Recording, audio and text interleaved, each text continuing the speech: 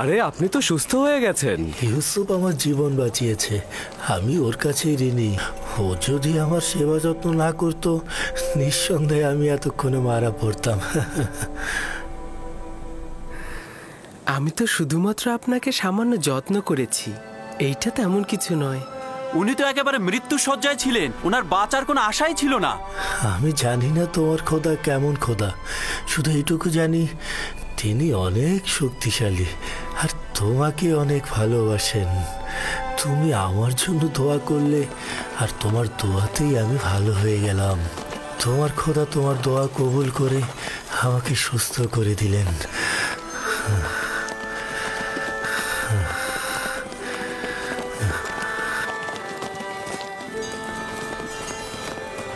সবাই রওনা করো।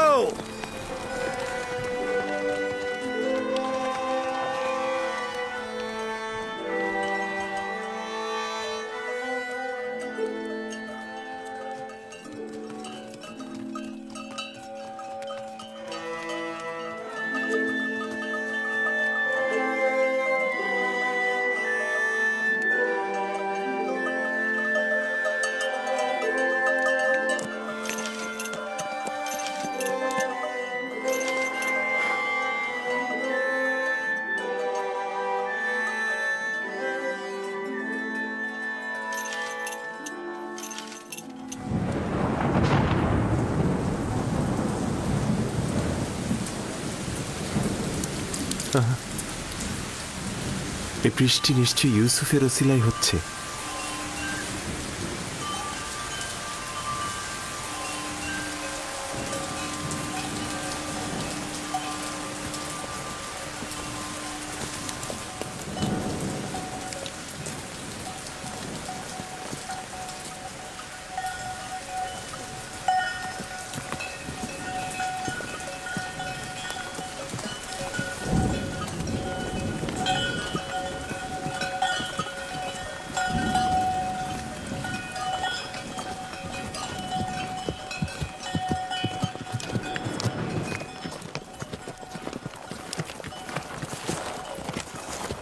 ওই সামনে মিশরের সীমানা, খুব বেশি সময় লাগবে না, অর্ধ দিনের মধ্যেই আমরা ওইখানে পৌঁছাবো।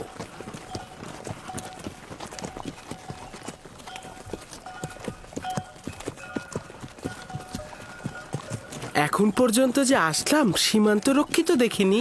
কেনান, হেজাজ সহ এই সকল এলাকায় গোত্রভিত্তিক প্রশাসন ব্যবস্থা রয়েছে। এদের আয়তন এবং সীমানা সুনির্দিষ্ট নয়, কিন্তু মিশর প্রাচীন সভ্যতার অধিকারী এবং সুশৃঙ্খল সামরিক বাহিনীর অধিকারীও বটে। তবে সীমান্তের অধিকাংশ জায়গাতেই এদের প্রহরী রয়েছে। মিশরের ফেরাউন পৃথিবীর সর্বাপেক্ষা শক্তিশালী শাসক।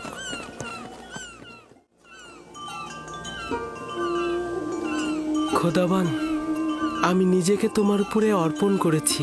এখানে তুমি ছাড়া আমার আর কেউ নেই।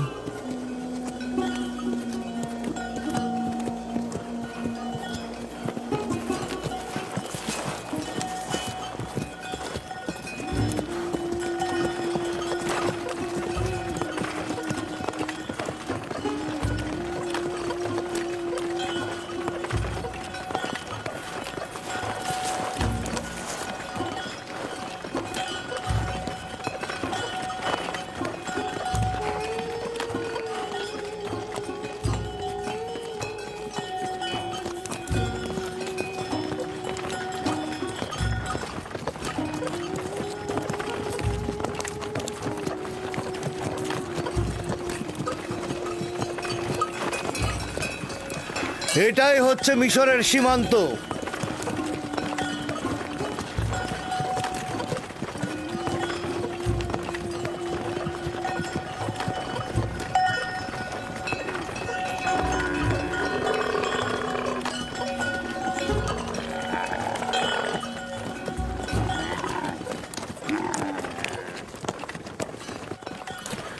জানি না কোথায় যাচ্ছি।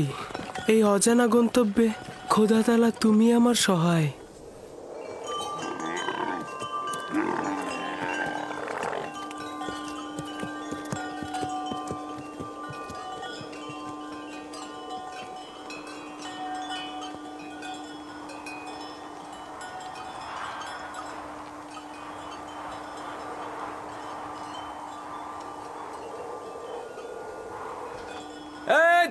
দাঁড়াও, তোমরা কারা? কোথা থেকে এসেছো?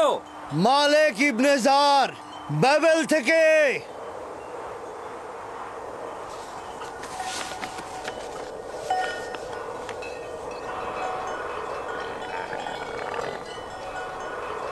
তোমরা যেতে পারো। চলো।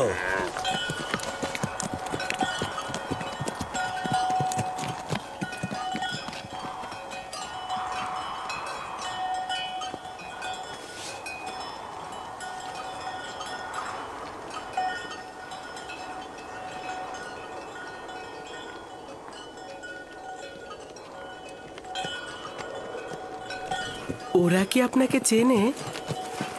হ্যাঁ, চিনবে না কেন? আমরা অনেক বছর ধরেই মিশরে ব্যবসার কাজে যাই। মিশর অনেক প্রাচীন আর সুসভ্য দেশ। শাম আর ক্যাননের সাথে মিশরের পার্থক্য অনেক। আজব ধরনের পোশাক পরেছিলেন, তাই না? হ্যাঁ, ওদের মাথার মুকুটটা একদম গোখরো সাপের মতো। এটা সর্পের ভূমি বলে প্রসিদ্ধ। মিশরবাসীদের ধারণা যে একটা আজদাহা সাপ এই ভূমিকে রক্ষা করে চলেছে।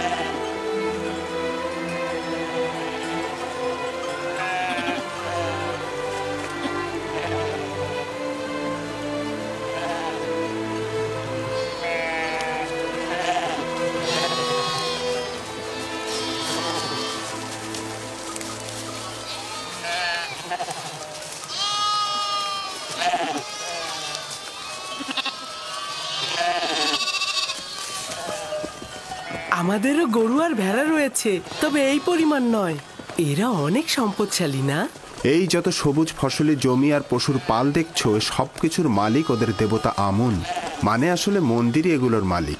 বাকিটার মালিক ওদের রাজা আমুন হতে। এখানে জনগণের নিজের কোনো সম্পত্তি নেই। তার মানে মিশরের খোদার গরু আর ভেড়া রয়েছে? সবকিছু ওই খোদারই, কোনো আপত্তি নেই তো? প্রকৃত খোদা তিনি, যিনি সবকিছু সৃষ্টি করেন, কিন্তু নিজের জন্য নয়।